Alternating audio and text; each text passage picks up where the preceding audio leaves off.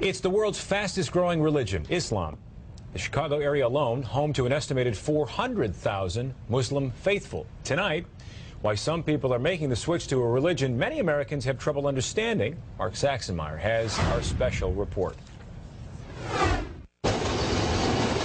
This is the story of 3 Chicagoans, all raised as Christians, all who decided to ultimately reject that religion. Internet is down. Nadira Rodriguez Muhammad grew up Catholic, but found herself constantly questioning the long-held beliefs of her family. I always felt that something was missing for me. Ian Bushner is a law student at the University of Chicago. I felt like that there wasn't a God. Whitney Nichols is a new Loyola grad who grew up in suburban Streamwood. I guess what I was really looking for was what felt most natural and most logical to me.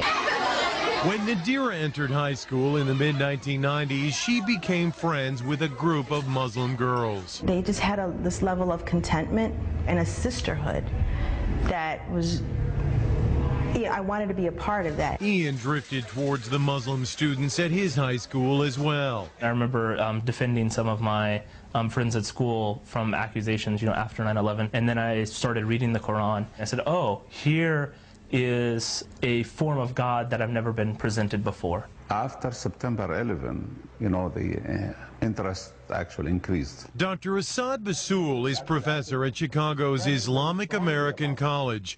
He says the tragedy 6 years ago initially prompted angry questions, but eventually many of the curious found answers to their own spiritual questions through Islam and converted. Sometimes, negative things bring positive things. In fact, according to a first-ever random sampling of American Muslims by the Pew Research Center, 21% of the nation's 2.4 million Muslims are converts to the faith. Eventually, I realized that I was looking to the Quran for advice, for direction.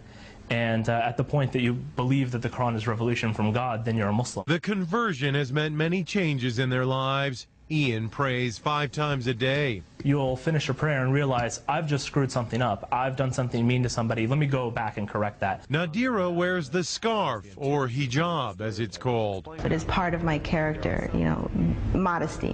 It's just part of who I am. I don't know if I'll ever be ready to wear the hijab. I've become more modest. I won't wear tank tops and I won't wear shorts. Whitney says she has had to constantly defend her new religion. My father asked me right after I converted, why do you want to be associated with these terrorists? And I'm like, this is what you see? Oh no. And we kind of have to deal with the backlash of those who have chosen to do something so horrible. But all say there is no going back. At some age, everyone must decide what they believe and live their life accordingly. I'm Mexican, I'm a female, and I chose this for myself. If you have a personal, relationship with God, whatever that may be, however that may be, then you're in a good place.